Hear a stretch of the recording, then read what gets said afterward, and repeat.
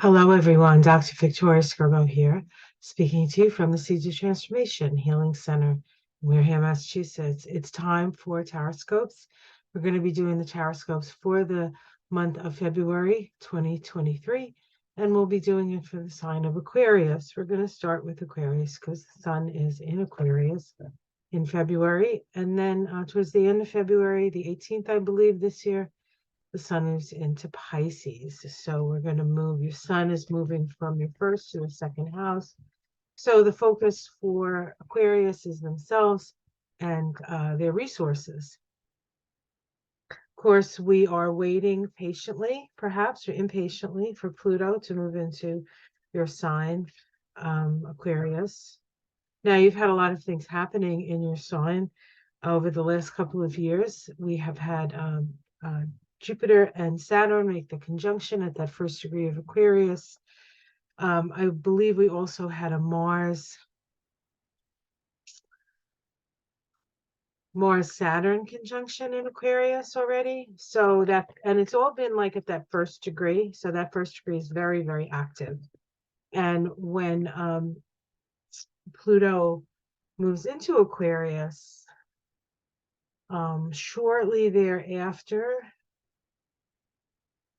we're going to have Jupiter move into Taurus, and we're going to have a fixed square, but that's later in the month, end of the year. We don't have to worry about that right now. So I'm using the Wild Unknown Tarot for you, Aquarius, because you're kind of wild and unknown. Your ruling planet, Uranus, rules the wild and unknown, or freedom from the known, as Jeff Green would say.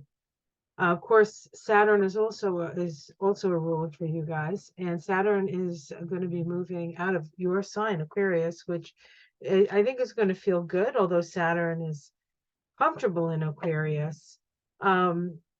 It's always heavy when Saturn is in your sign, especially your sun sign. So, and even your moon sign, right? So it's not hasn't been easy the last 2.5 years.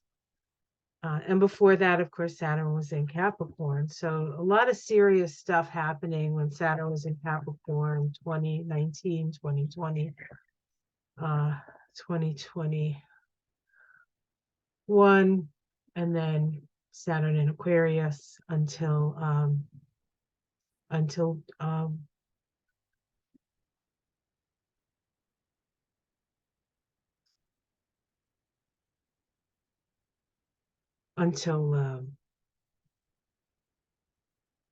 March 3rd. Gotta pull that one out of my head. It was floating around in there. I'm like, come on, where is it? It's like reading a book sometimes, kind of like scanning your brain for the memory. All right. I need some vitamin D. That's what I need. Help my brain function. Or maybe we could all use some vitamin D. Ooh, we start with the Wheel of Fortune. Change in fortune. And certainly with Saturn moving out of your sign and Pluto moving in, there's a change of fortune happening. The key to this card is your ability to stay centered within the changes in your life. So you find yourself in midst of great change. Let's see what's challenging that. I think the change might be around the way you earn money, or maybe your career, or maybe just your financial situation. And so perhaps you want to have a change, or this change is happening, and your challenge is, well, how am I going to afford this change? How can I, what can I do? And and how do I utilize the energy of this change to support myself? Let's see what's at the root. We have the Father of Swords. The Father of Swords is somebody who's wise. We see an owl here, of course, symbol of this is a great horned owl, which is, I believe, the biggest owl. So this is a big guy.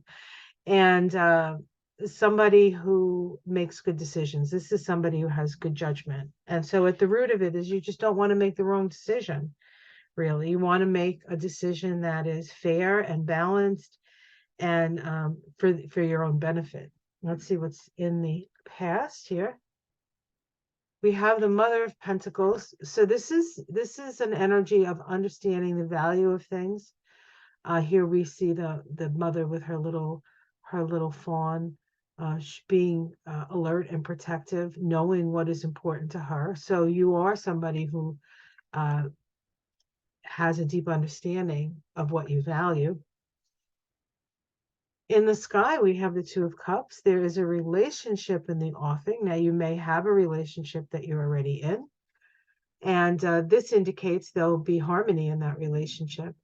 Or this is an opportunity, Spirit telling you that if you don't know which direction to go, there are people out there who can help you make better decisions about things, people who care about you. And then in the immediate future, we have the Ten of Cups. Well, that's wonderful. So there's some good energy, there's some happiness coming to you, Aquarius. Um, you know, Volodymyr Zelensky is an Aquarius. And when I do these cards, I just think, wow, this he could really use these cards right about now. How it's seen from the outside, that your roots are deep, that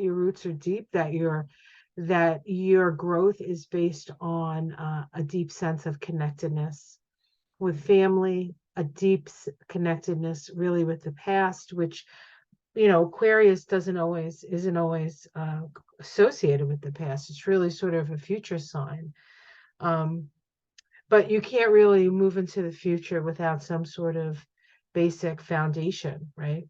I mean, otherwise you're just flitting from thing to thing. Let's see your domestic situation. We have the Seven of Cups. So not everything is clear domestically. There are still some you just can't see things very clearly in your domestic situation, whether that's your home. This could also indicate that there's somebody in your home that has an addiction issue that you're dealing with. So I would just say to that, be aware of that. Decisions made from that place are generally not good decisions. And so you have the right to, I mean, if that's you, then know that, and you probably already do know that. But if it's somebody in your life, especially if it's somebody younger without a lot of experience in worldly experience, you really need to keep an eye on them with that card. Um, if you have teenagers or somebody who's supposed to be, not drinking or something, just make sure that the bottles are locked up or that they haven't been filled with water, which is an old trick from the teenage years, right? Your hopes and fears, well, it depends on who you are and where you're coming from here, but this is hope for truth and justice, or fear of truth and justice. And the outcome is the Hermit. So there's generally a good energy here, with the Hermit coming up at the outside. Means that you will have to rely on your wisdom, but also, especially with this card, this Hermit card, there is this sense of shining your light, shining your wisdom, but not necessarily having to be in the middle of things. All right, let's see what's underneath. We have the Nine of Swords, which is insanity. This is one of the most disturbing cards in this deck. We have the Daughter of Swords. Oh, no, yep, the Daughter of Swords. And we have the Four of Swords. This, to me, looks like possibly that there's a situation with somebody who's not mentally stable, could be a female, and they may need some hospitalization. I don't know what that has to do with anything, but that's just a consideration. Something underneath. It might be associated with this delusion card. So these may be connected somehow, but I'm just going to state what I see. All right. Well, generally good, except there is some issue at home that you have to be aware of, but otherwise, you're moving along with the change, right? And once Pluto moves into your sign, you're going to feel it. No matter where you are in Aquarius, what planets you have in Aquarius, you're going to start to feel the tremors of Pluto. Now, Pluto spends about 22 years, I think, 20 to 22 years. I should check. In Aquarius, so it's there for a long time. And Pluto generally works pretty slowly, so it's not going to be sudden, but you will feel it if you're not already feeling it.